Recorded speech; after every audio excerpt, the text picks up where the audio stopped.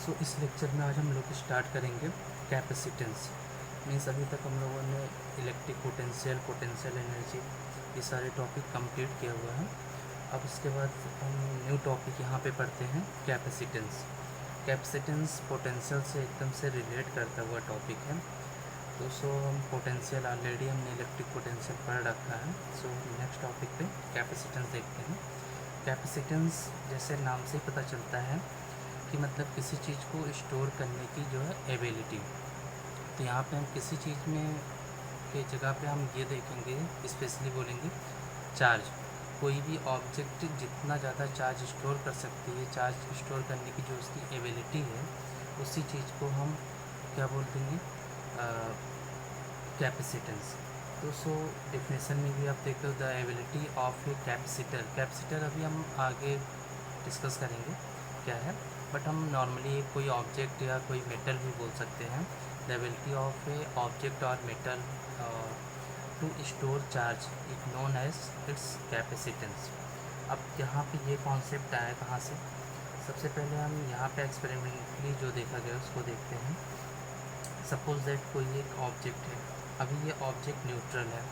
इस neutral object को charge करने के लिए हम क्या कर सकते हैं? चार्ज करने के लिए हम कर सकते हैं, अगर हम इसको पॉजिटिव चार्ज करना चाहें तो यहाँ से इलेक्ट्रॉन ट्रांसफ़र करेंगे तो क्या होगा कि यहाँ पे इलेक्ट्रॉन की डिफिशियंसी होगी। उस डिफिशियंसी की वजह से यहाँ पे पॉजिटिव चार्ज क्रिएट होगा। तो हम क्या करते हैं कि सपोज दैट हमने यहाँ से, ये भी न्यूट्रल है, मीन्स जितने इसमें पॉजिटिव चार्ज प्रोटॉन है उतने ही इलेक्ट्रॉन है। तो यहाँ से हम अभी सबसे पहले एक इलेक्ट्रॉन को यहाँ से ट्रांसफ़र करते हैं। इलेक्ट्रॉन ट्रांसफ़र करने का मतलब ये है कि यहाँ से इलेक्ट्रॉन हमने निकाला और इसको इन्फिनिटी ले गया। इन्फिनिटी ले जाने पे दैट मीन्स इनके बीच जो भी इलेक्ट्रॉन हम ये निकाल रहे हैं, इनके बीच कोई इंटरेक्शन ना रहे। तो जैसे इलेक्ट्रॉन इसको निकाल के इन्फिनिटी ले जाते हैं, देन यहाँ पे क्या आ जाता है, एक इलेक्ट्रॉन के बराबर पॉजिटिव चार्ज आ जाता है। ये है पॉजिटिव चार्ज आ गया। तो जैसे हमने 1 इलेक्ट्रॉन निकाला होगा, यहाँ पे पॉजिटिव चार्ज आया होगा, तो इन दोनों के बीच क्या हुआ होगा, अट्रैक्शन होना शुरू हो गया होगा। इस अट्रैक्शन की वजह से हमें इसको इन्फिनिटी ले जाने के लिए हमें कुछ ना कुछ वर्क किया होगा हमने, और पर यूनिट चार्ज का जो वर्क डन होता है उसे ही हम क्या बोलते हैं, पोटेंशियल। नॉर्मली अभी हम ये देखते हैं कि इलेक्ट्रॉन को यहाँ से रिमूव करने में हमने कुछ ना कुछ वर्क किया होगा, और इस वर्क, उसके बाद हम सपोज सेकेंड इलेक्ट्रॉन निकालते हैं। यहाँ से फर्स्ट निकाला हमने, प्लस 1 इलेक्ट्रॉन के बराबर पॉजिटिव चार्ज इस पर आ गया। अब हम जैसे ही सेकेंड इलेक्ट्रॉन यहाँ से रिमूव करते हैं तो यहाँ पे पहले चार्ज इंक्रीज़ करेगा, लेकिन जब हम सेकेंड चार्ज यहाँ पे निकालते हैं तो उस समय अब इसके पास चार्ज ज़्यादा होगा, जिसकी वजह से ज़्यादा ये फोर्स लगाएगा जब हम सेकेंड इलेक्ट्रॉन निकालेंगे। सेकेंड इलेक्ट्रॉन जब हमने निकाला तो ज़्यादा फोर्स लगने का मतलब ज़्यादा वर्क डन हमें करना होगा अगेंस्ट ऑब्जेक्ट के, मीन्स इलेक्ट्रॉन को इन्फिनिटी ले जाने के लिए। तो दैट मीन्स हम ये देख रहे हैं जैसे जैसे हम यहाँ से चार्ज बढ़ रहा है, देन यहाँ से इलेक्ट्रॉन रिमूव करने का जो वर्क डन है ये भी बढ़ता चला जा रहा है। तो वर्क डन बढ़ने का मतलब एक तरीके से ये भी बोल सकते हैं, work done on per unit charge means potential. इस ऑब्जेक्ट की पोटेंशियल बढ़ती चली जा रही है। जैसे जैसे इसका चार्ज बढ़ रहा है, क्यू को हम बढ़ा रहे हैं, वैसे वैसे हम ये देख सकते हैं कि इसका जो पोटेंशियल है इस ऑब्जेक्ट का ये भी बढ़ रहा है। पोटेंशियल दैट मीन्स यहाँ पे हम कहना चाह रहे हैं work done on per unit charge. Means एक इलेक्ट्रॉन को ले जाने में हमने फर्स्ट इलेक्ट्रॉन को ले गए तो कम वर्क डन किया होगा। अब हम नेक्स्ट इलेक्ट्रॉन को जब हम ले जाएंगे तो अब हमें पहले से ज़्यादा वर्क करना पड़ेगा। Means work done on per unit charge अब हमारा इंक्रीज़ कर गया। सो हम बोल सकते हैं पोटेंशियल हमारी इस ऑब्जेक्ट की बढ़ गई। तो जैसे जैसे हम चार्ज को बढ़ा रहे वैसे वैसे हमारा पोटेंशियल भी बढ़ता चला जा रहा। तो इस तरीके से हम बोल सकते हैं एक्सपेरिमेंटली ये देखा गया कि Q is directly proportional to the V हुआ। अब Q directly proportional to V होने का मतलब ये है कि अगर हम यहाँ प्रोपोर्शनल हटा के कोई प्रोपोर्शनल कांस्टेंट यहाँ पे यूज़ करते हैं, तो इस केस में जो प्रोपोर्शनल कांस्टेंट यूज़ किया जाता है वो किया जाता है C।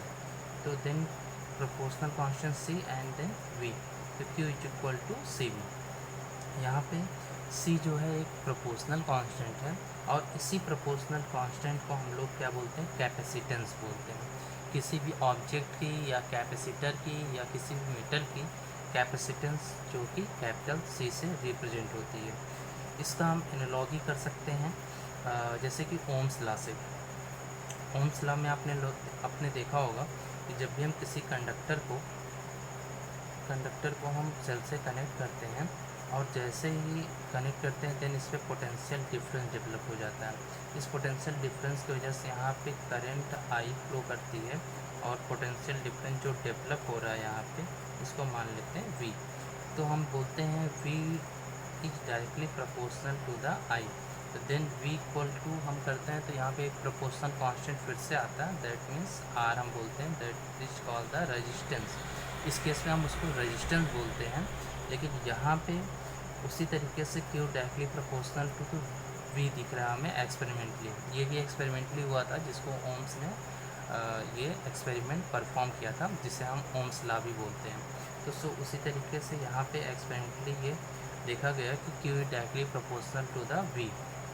So Q is equal to CV, जहाँ पे CV एक प्रोपोर्शनल कांस्टेंट है और इसी प्रोपोर्शनल कांस्टेंट को ही हम क्या बोलते हैं, कैपेसिटेंस बोलते हैं। और इस कैपेसिटेंस C इक्वल टू अगर हम लिखना चाहें तो Q/V लिख सकते हैं।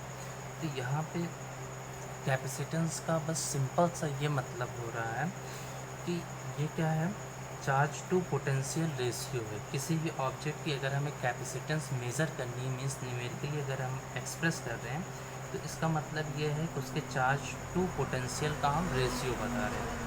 अब इसको हम डिफ़ाइन करना चाहें कि कैपेसिटेंस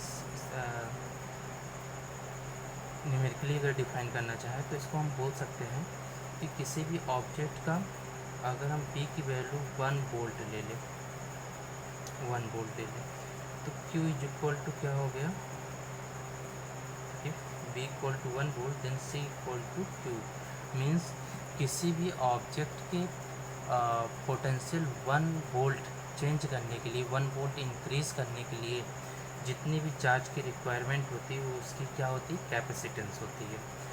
जैसे इस टाइप के हमने कई फॉर्मूले पढ़े हुए हैं। जैसे अगर हम देखें तो यहाँ पे pressure equal to force upon area. तो क्या है, सिंपली प्रेशर क्या है, एक फोर्स ही है, force on per unit area. उसी तरीके से कैपेसिटेंस भी बोल सकते हो आपका अमाउंट ऑफ चार्ज है for raise 1 volt potential. 1 volt की पोटेंशियल रेस करने के लिए जितनी भी चार्ज रिक्वायर्ड होती है वही उसकी क्या होती है, कैपेसिटेंस होती है। तो इस तरीके से हम कैपेसिटेंस को डिफ़ाइन कर सकते हैं। और कैपेसिटेंस का यूनिट जो होता है, अब अगर हम इसकी यूनिट देखें तो यूनिट इसकी होती फैरेड, ये इसकी होती यूनिट, इसकी SI यूनिट है फैरेड। और इसका अगर हम डायमेंसन देखें तो डायमेंसन हम यहाँ से निकाल सकते हैं। जैसे कि चार्ज का होता है 80 अपान पोटेंशियल का अगर हम डायमेंसन यहाँ पे कैलकुलेट करके लिखें तो पोटेंशियल का डायमेंसन जैसे कि पता है हमें इलेक्ट्रिक पोटेंशियल का ये होता है W by work done on per unit charge means Q। तो इसको इस तरीके से हम लिख सकते हैं डायमेंसन को, Q upon W by Q। So then Q square by W, then ये हो जाएगा 80 82। उसका रीज़न है कि बिकॉज Q स्क्वायर है यहाँ पे। देन यहाँ से W means work done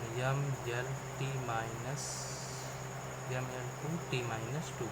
so इसको हम सिंप्लीफाई करें, M-1 L आप देख सकते हो यहाँ पे सिंगल है, L-2 और T यहाँ पे जैसे ये ऊपर जाता है ये पॉजिटिव हो जाता है, तो T4 एंड ऑलरेडी A यहाँ पे है ही है A2। ये हो जाएगा इसका डायमेंशन। उसके बाद हम यहाँ पे नेक्स्ट देखते हैं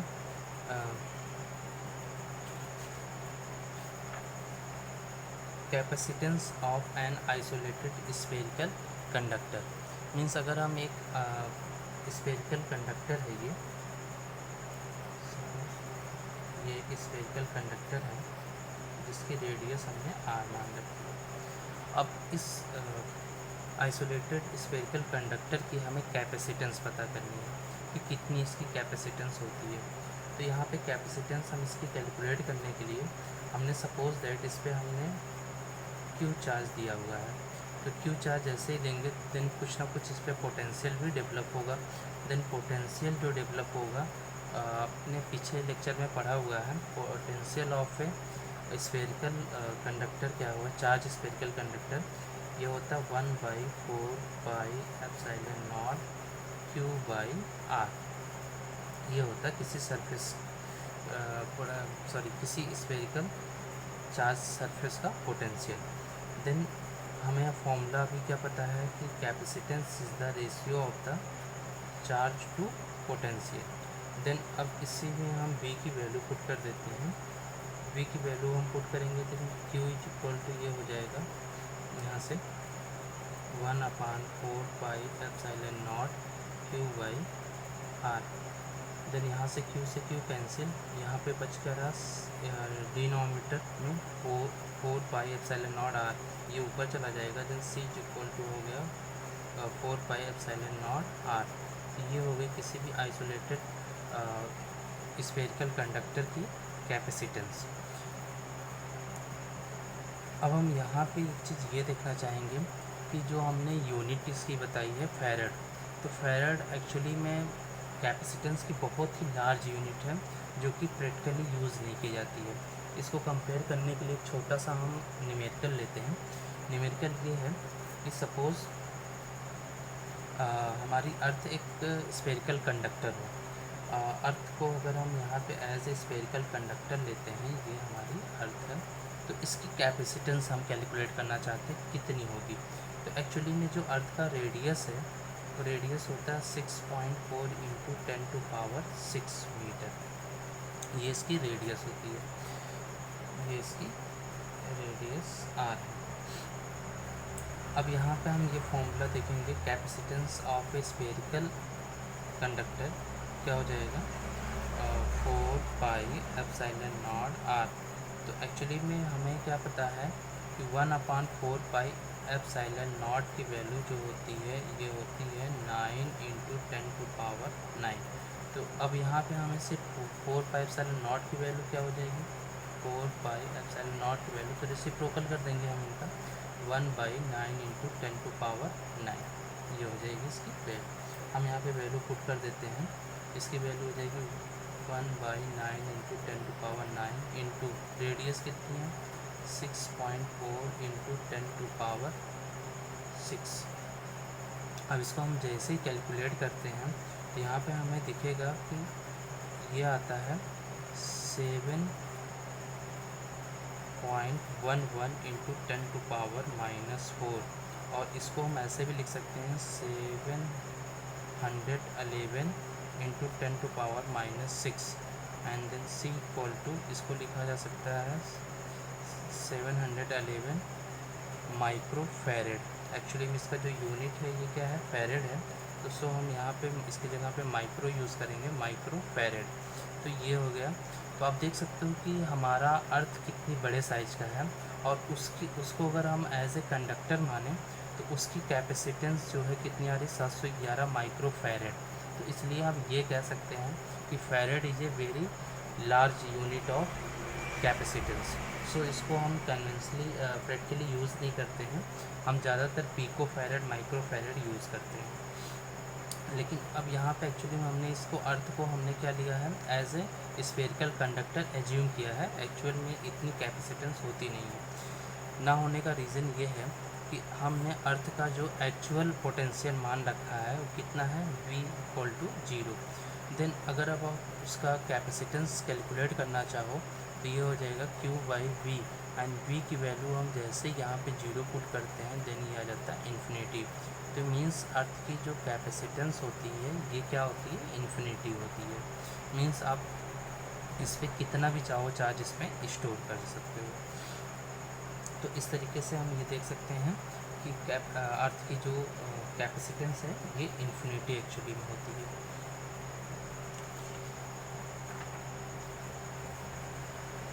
उसके बाद हम लोग नेक्स्ट टॉपिक, इसमें एक चीज़ हम ये भी नोटिस कर सकते हैं कि जो भी किसी भी ऑब्जेक्ट की जो कैपेसिटेंस होती है ये डिपेंड करती है उसकी साइज पे। तो यहाँ पे जैसे स्फीयर लिया तो स्फीयर की साइज हम किस पे डिपेंड करते हैं, उसकी रेडियस पे।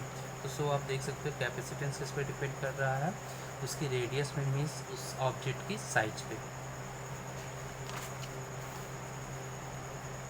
उसके बाद हम लोग नेक्स्ट टॉपिक पे आते हैं, कैपेसिटर। जैसे कि हमने अभी कैपेसिटेंस के डिफिनेशन में हमने ये देखा था कि किसी भी ऑब्जेक्ट की जगह पे हम कैपेसिटर एक्चुअली में हमने लिखा हुआ था। तो कैपेसिटर यहाँ पे हम इंट्रोड्यूस करते हैं कि क्या होता है कैपेसिटर। तो कैपेसिटर आप लोगों ने जैसे डेली लाइफ में हम लोग इसका बहुत ज़्यादा यूज़ करते हैं। जैसे आप देख सकते हो कि आपके सीलिंग फैन, मोटर और बोल सकते हो समरसेबल, हर जगह पे ये कैपेसिटर लगे होते हैं। तो कैपेसिटर का मेन यूज़ क्या होता है, जैसे कि आपके जो सीलिंग फ़ैन है, इस फ़ैन में आपने देखा होगा कि एक छोटा सा बैटरी के शेप का या सिलेंड्रिकल शेप का आपने देखा होगा कि एक डिवाइस अलग से लगी होती है वहाँ पे। तो इसका काम क्या होता है कि जब भी आप फ़ैन को स्टार्ट करते हो तो शुरुआत में उसको रोटेट करने के लिए ज़्यादा एनर्जी चाहिए होती है, मीन्स इलेक्ट्रिकल पावर चाहिए होती है, जो कि कैपेसिटर ही उसको सप्लाई करता है। तो और उसके बाद नेक्स्ट आपने देखोगे कि जो फ़ैन की स्पीड होती है ये कैपेसिटर की वजह से ही आती है। आपने कभी कभी देखा होगा कि हमारा फ़ैन जो है बहुत स्लो, कुछ टाइम बाद बहुत स्लो वर्क करने लगता है, स्लोली रोटेट करता है। तो उसका रीज़न ये होता है, उसका कैपेसिटर जो होता है डिस्ट्रॉय हो चुका होता है। जैसे ही हम कैपेसिटर को चेंज करते हैं देन क्या होता है कि हमारी फ़ैन की स्पीड बहुत ही बढ़ जाती है। तो उसका रीज़न ये है कि ये कैपेसिटर जो है फ़ैन की स्पीड भी प्रोवाइड करता है, प्लस फ़ैन को स्टार्ट होने में हेल्प करता है। यही काम इसका मेन, ये स्टार्टर का काम ही इसका होता है समरसेबल में। समरसेबल में आपने देखा होगा एक अलग से स्टार्टर हमें मिलता है। तो समरसेबल को स्टार्ट करने के लिए एक्चुअली में उसके अंदर बहुत ही हाई कैपेसिटी के कैपेसिटर लगे होते हैं जो समरसेबल को स्टार्ट करते हैं। और इसी तरीके से मोटर में भी लगा होता है, और फ़ैन अलग अलग जगह पे इसका बहुत सारा यूज़ होता है। तो हम यहाँ पे देखते हैं कैपेसिटर होता क्या है। तो कैपेसिटर एक्चुअली में एक स्पेशल डिवाइस होती है जिसमें कि चार्ज को स्टोर करने की कैपेसिटी होती है। और एक्चुअली में चार्ज स्टोर तो सारे मेटल ऑब्जेक्ट भी कर सकते हैं, जिस पे भी चार्ज हम दे रहे हैं देन चार्ज को स्टोर ही करता है। लेकिन कैपेसिटर जो है बहुत ही ज़्यादा charge compare to the other normal device से बहुत ही ज़्यादा चार्ज स्टोर कर सकता है एक स्मॉल स्पेस में।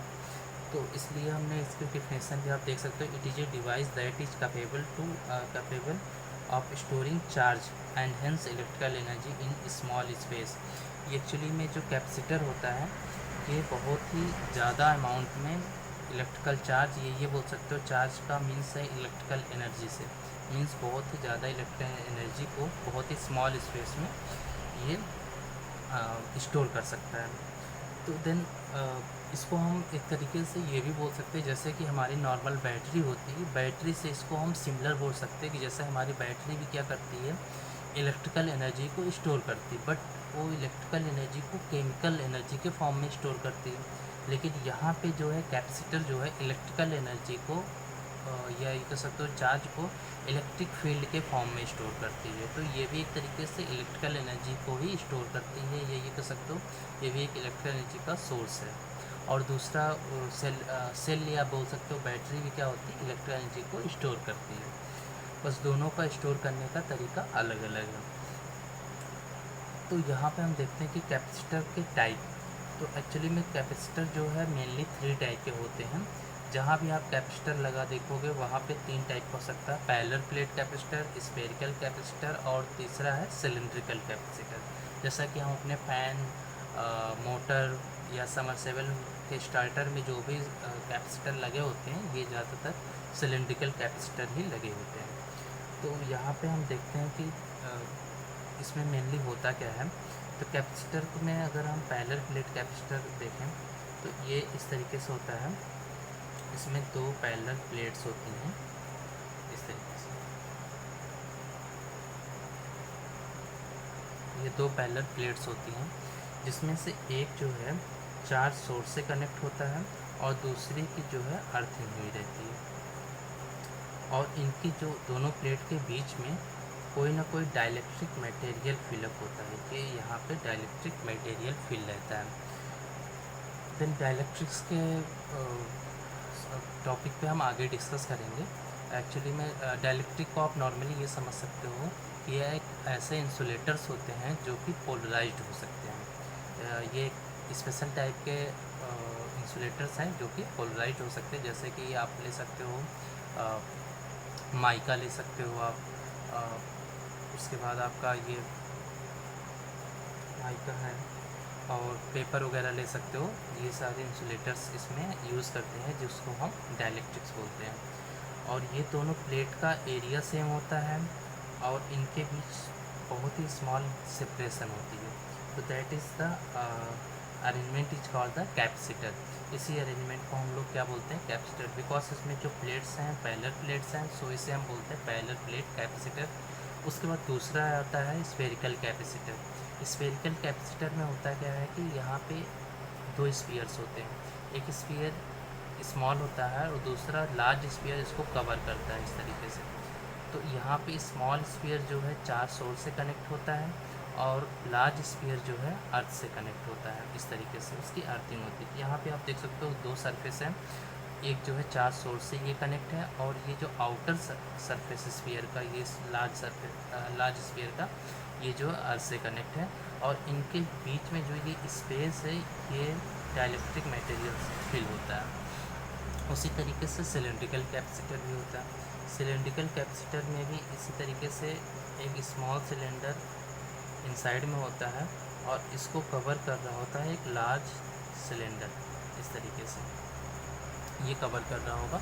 देन और ये स्मॉल स्फीयर जो है चार्ज सोर्स से कनेक्ट होगा, ये चार्ज सोर्स से, और लार्ज स्फीयर जो है लार्ज सिलेंडर जो है ये इसकी अर्थिंग हुई रहती है।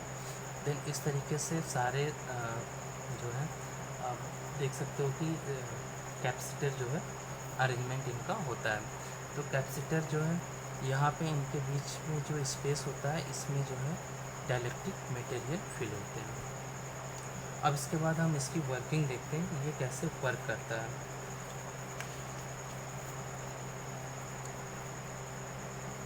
वर्किंग मीन्स हम ये देखेंगे स्पेशल ऐसा क्या होता है कैपेसिटर में जिसकी वजह से ये बहुत ही स्मॉल स्पेस में लार्ज चार्ज को स्टोर कर पाता है।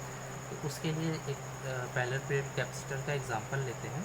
सपोज दैट एक सिंगल प्लेट है। अभी इस सिंगल प्लेट को हम चार्ज सोर्स से कनेक्ट किया हमने, तो देन जैसे ही हमने इसको क्यू चार्ज दिया होगा, क्यू चार्ज, एंड देन इसकी पोटेंशियल वी हो गई होगी। और आपको एक चीज़ पता होनी चाहिए कि किसी भी ऑब्जेक्ट का पोटेंशियल जो है एक लिमिट से ज़्यादा नहीं हो सकती। मीन्स उससे ज़्यादा अगर उसकी पोटेंशियल हुई तो ये क्या होता है, जैसे ये सपोज दैट ऐसा नहीं कि आप चार्ज यहाँ पे देते जाओगे और पोटेंशियल सिर्फ बढ़ती जाएगी। एक सर्टेन लिमिट के बाद पोटेंशियल जब बहुत ही ज़्यादा हो जाता है तो एयर से ये जो चार्ज इस पर है ये आयनाइज्ड करके ये चार्ज जो है एयर में जो है ओवरफ्लो कर जाते हैं, तो जिसकी वजह से पोटेंशियल एक सर्टेन लिमिट से ज़्यादा नहीं बढ़ पाती है। तो जब चार्ज एंड पोटेंशियल दोनों कांस्टेंट हो गए, मीन्स सेचुरेट हो जाएगा ये, तो उस समय इसकी कैपेसिटेंस अगर हम देखें C=Q/V, मीन्स ये भी क्या हो जाएगी, Q और V की वैल्यू जब सेचुरेट, मीन्स जितना हम चार्ज दे रहे हैं उतना पोटेंशियल बढ़ता चला जा रहा है, तो जिसकी वजह से इसकी कैपेसिटेंस जो होगी ये कांस्टेंट हो जाती है। लेकिन अब हम यहाँ पे करते क्या हैं, जैसे इस पर हमने पॉजिटिव चार्ज यहाँ पे दिया हुआ है। अब इसमें हम करते ये हैं कि इसके नेबर में हम एक और जो है प्लेट रख देते हैं, एक अनचार्ज प्लेट रख देते हैं। जैसे ही अनचार्ज हम प्लेट यहाँ पे रखते हैं, देन ये जो है यहाँ पे इस मेटल प्लेट पे इसके इन साइड में इधर की तरफ नेगेटिव चार्ज और इसके इस साइड में आउटसाइड में आप देख सकते हो कि पॉजिटिव चार्ज इंड्यूस हो जाएगा। इसको अगर हम इस तरीके से कुछ दिखाना चाहें तो ऐसे भी इसको दिखाया जा सकता है, जैसे कि ये प्लेट का हम इस तरीके से दिखाया गया, तो ये एक प्लेट है, दूसरा ये है। इस प्लेट पे हमने ऑलरेडी जो है पॉजिटिव चार्ज दिया हुआ है, और जैसे ही इसके नेबर में, जैसे कि इसको हम सेकंड प्लेट हम रख रहे हैं, सेकंड प्लेट हमने रखा तो इसके इस साइड में यहाँ पे नेगेटिव चार्ज इंड्यूस हो जाएगा और इसके अपोजिट साइड पे यहाँ पे पॉजिटिव चार्ज इंड्यूस हो जाता है। अब हम करते क्या है, इस सेकंड प्लेट की अर्थिंग करते हैं। इसको हमने चार्ज सोर्स से कनेक्ट किया हुआ है, इसकी हम अर्थिंग कर दें। जैसे हम इसकी अर्थिंग करेंगे ये सारा का सारा पॉजिटिव चार्ज जो है यहाँ पे न्यूट्रलाइज हो जाएगा, बिकॉज यहाँ से अर्थ से इलेक्ट्रॉन यहाँ पे आ जाएंगे। अर्थ से इलेक्ट्रॉन आ जाएंगे तो यहाँ पे नेगेटिव चार्ज यहाँ पे बढ़ जाएगा। तो जिसके वजह से अब हम सेकेंड फेज़ अगर इसका हम देखें तो इस तरीके से होगा, यहाँ पे पॉजिटिव चार्ज और उतना ही यहाँ पे आ जाएगा सेम नेगेटिव चार्ज, जबकि ये अर्थ है। ये सारा पॉजिटिव चार्ज यहाँ पे न्यूट्रलाइज हो जाएगा इलेक्ट्रॉन के थ्रू। तो यहाँ पे नेगेटिव चार्ज यहाँ पे आ जाता है पॉजिटिव चार्ज। और इसमें ख़ास बात ये होती है कि जितना इस प्लेट पे प्लस क्यू चार्ज होता है उतना ही यहाँ पे क्या होता है माइनस क्यू चार्ज हो जाता है। दैट मीन्स जितना पॉजिटिव चार्ज फर्स्ट प्लेट पे होता है उतना ही नेगेटिव सेम मैग्नीट्यूड में यहाँ पे नेगेटिव चार्ज आ जाता है। तो इस तरीके से। और उसके बाद दूसरी चीज़ ये कि इस नेगेटिव प्लेट की वजह से इसकी पोटेंशियल अब डिक्रीज़ कर जाती है, बिकॉज इसके नेबर में नेगेटिव प्लेट एक तरीके से आ गई, इसकी वजह से इसकी पोटेंशियल डिक्रीज़ कर जाती है। और पोटेंशियल डिक्रीज़ करने की वजह से कैपेसिटेंस इंक्रीज़ कर जाती है। और एक रीज़न और भी यहाँ पे होता है इसकी कैपेसिटेंस बढ़ने का, नॉर्मल प्लेट से ये इसकी कैपेसिटेंस अब ज़्यादा होने का एक दूसरा रीज़न ये भी है कि जब हम इसके अंदर डाइलेक्ट्रिक मटेरियल फिल करते हैं, सपोज दैट हमने ये डाइलेक्ट्रिक मटेरियल फिल किया, तो यहाँ पे इलेक्ट्रिक फील्ड की वजह से ये एक्सटर्नल इलेक्ट्रिक फील्ड जनरेट होगा। इस इलेक्ट्रिक फील्ड की वजह से ये पोलराइज हो जाएगा, मीन्स इस डाइलेक्ट्रिक मटेरियल का जो भी नेगेटिव चार्ज इस तरफ हो जाएगा और पॉजिटिव चार्ज इस तरफ। इस तरीके से इसका एक खुद का इलेक्ट्रिक फील्ड जनरेट कर ले, इसका एक खुद का इलेक्ट्रिक फील्ड जनरेट हो जाएगा, ई डैश मान लेते हैं। तो ये पहले सिर्फ और सिर्फ ये ई था, अब इसके एक अपोजिट में इलेक्ट्रिक फील्ड आ गई। इलेक्ट्रिक फील्ड ओवरऑल आप बोल सकते हो नेट इलेक्ट्रिक फील्ड क्या हो गई, डिक्रीज़ कर गई इसकी। जैसे ही डाइलेक्ट्रिक मटेरियल हमने फिल किया तो एक अपोजिट इलेक्ट्रिक फील्ड जनरेट हो गई, जिसकी वजह से इसका नेट इलेक्ट्रिक फील्ड हम बोल सकते हैं ये डिक्रीज़ कर गया। ये जब एयर था यहाँ पे तो इलेक्ट्रिक फील्ड है, और जब हमने ये डाइलेक्ट्रिक मटेरियल है तो इसका खुद का इलेक्ट्रिक फील्ड है पॉजिटिव टू नेगेटिव। तो देन नेट इलेक्ट्रिक फील्ड आप देख सकते हो ये डिक्रीज़ कर जाएगा। और जैसे ही नेट इलेक्ट्रिक फील्ड यहाँ पे डिक्रीज़ करता है, देन आपको ये फॉर्मूला पता होगा, दो प्लेट्स के बीच की electric field potential is equal to E by l, then E equal to V into l. Then E जैसे ही डिक्रीज़ करेगा तो बी की वैल्यू भी डिक्रीज़ कर जाएगी। और यहाँ पे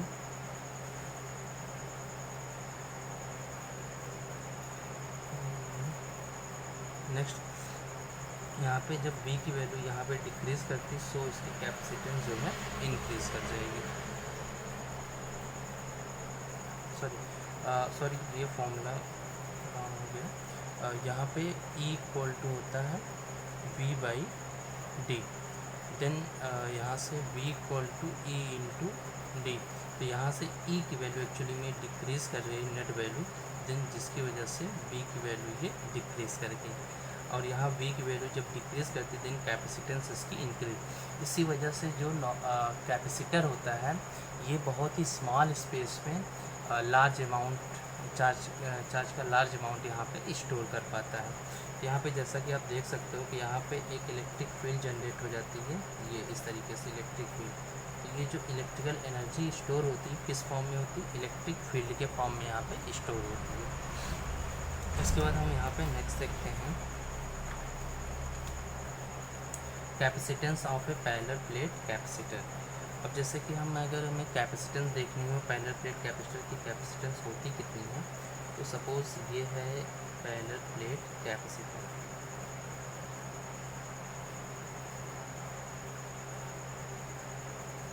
जैसा कि इनके बीच की सेपरेशन को हम डी एज्यूम कर लेते हैं, ये डी सेपरेशन इन दोनों प्लेट्स के बीच का।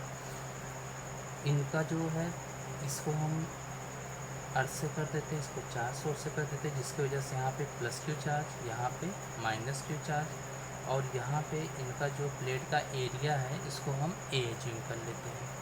तो सो आपको याद होगा कि किसी भी दो प्लेट के बीच का जो इलेक्ट्रिक फील्ड होता है, electric field between two opposite charge plate equal to, हमने पढ़ा था सिग्मा अपान एप्सिलॉन नॉट, या इसको लिखा जा सकता है Q by A epsilon not.